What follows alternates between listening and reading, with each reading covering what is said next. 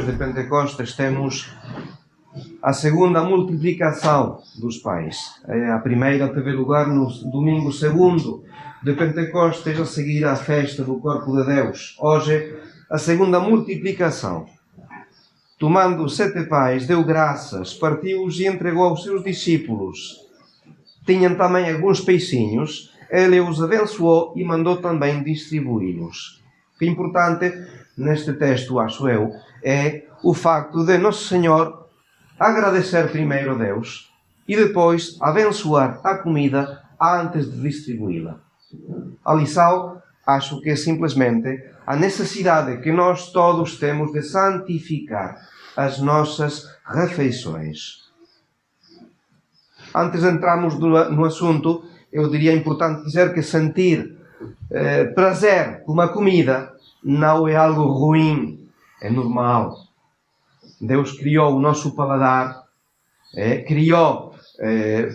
quis que sentíssemos os sabores, os prazeres com uma comida. Então, faz parte da nossa própria natureza ter sensores gustativos. Então, faz parte. É normal que procuremos boa comida. É normal também que gostemos de comer bem. Onde está o erro? Está no desejo desordenado, o que se chama a gula. No significado etimológico, segundo o grego, gula vem de uma palavra que significa loucura do estômago. Loucura do estômago. É quando abusamos da comida. Não concedemos muita atenção a esta falta. A gula não faz parte dos pecados que controlamos com muito sentido cristão. No sentido em que, primeiro, é preciso comer para sobreviver. Então faz parte das nossas necessidades. Não podemos não comer. Segundo, também porque o pecado mortal é relativamente difícil neste aspecto. É preciso chegar a ficar bêbado até perder o uso da razão para que isso constitua um pecado mortal. E também, da parte da comida normal, ficar verdadeiramente doente, de ir para o hospital. O qual, normalmente, para pessoas normais, não acontece. É difícil cometer um pecado mortal, no sentido da gula. Mas não deixa de ser uma falta, pecado capital, vamos ver, que é fonte de outras faltas. São Gregório distingue 5 espécies de gula, 5 maneiras de faltar contra a gula, que estão expressadas num verso latino, que é muito simpático. Primeira maneira, prepropere, quer dizer apressadamente. A gente que come com pressa, parece que a comida vai escapar do prato tão rápido que fica. Então, prepropere, apressadamente. Segundo, laute. Laute significa suculentamente, magnificamente, suntuosamente. É a comida seleita, é a comida cara. Se não são produtos de qualidade, prefiro não comer. É uma maneira também de praticar o decair na gula. Nimis, quer dizer em latim, excessivamente. Nós pensamos na gula, sempre pensamos na quantidade, comer muito. Bom, é uma das maneiras de cair na gula. Ardente, com ardor. Avidamente, vivamente. Estudiosa é a última maneira. Estudiosa, requintadamente, com uma aplicação, com cuidado, com zelo. É a seleção dos sabores e das combinações para que fique realmente a comida ótima. Bom, são maneiras de faltar contra a temperança, simplesmente. Vício capital. Vício capital é um pecado capital, isto é, fonte, cabeça de outros pecados. É São Tomás de Aquino que vai citar também 5 derivados. 5 derivados da gula. Primeiro, a alegria tola, inepta. Fala assim Santo Tomás. Esta brincadeira fácil que provoca a risada, sem motivo qualquer. Depois da alegria inepta, a escurrilidade, que é divertir com chocarrice.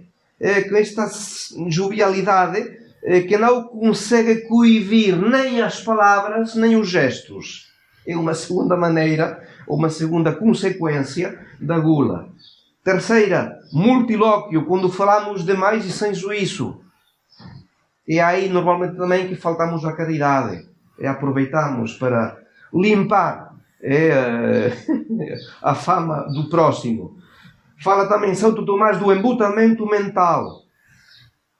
Isto é quando a inteligência fica atrapalhada, já não consegue ligar as palavras e os pensamentos.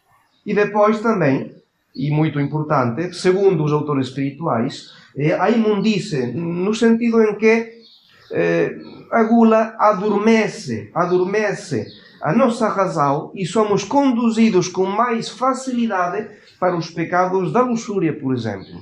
A gula ajuda a luxúria. O que é importante é ver como o corpo, através da gula, perde o senhorio das suas funções.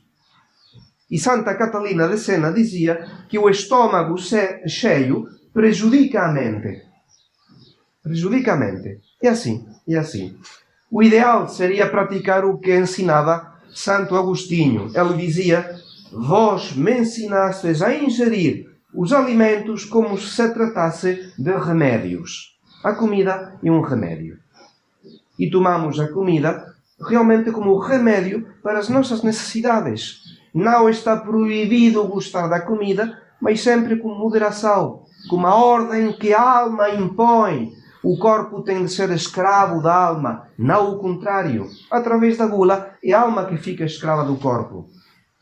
E o nosso dever, então, através da temperança, fazer que o nosso Deus não seja o nosso ventre, como diz São Paulo. Evitar isso. É elevar esta função que em si é animal, elevá-la numa categoria que seja mais nobre, mais espiritual. Não comemos como animais, comemos realmente dirigidos pela razão, iluminada pela fé. Comemos para viver, não vivemos para comer. É o assunto importante. Santo Agostinho estabelecia uma guerra diária com Jesus, submetendo o seu corpo à servidão. Isso é, o nosso corpo tem de ser servo da nossa alma. Aplicações práticas, o mais importante sempre. A teoria jamais o menos conhecemos. O importante é a aplicação prática. Várias. Primeira, importante, rezar antes de comer.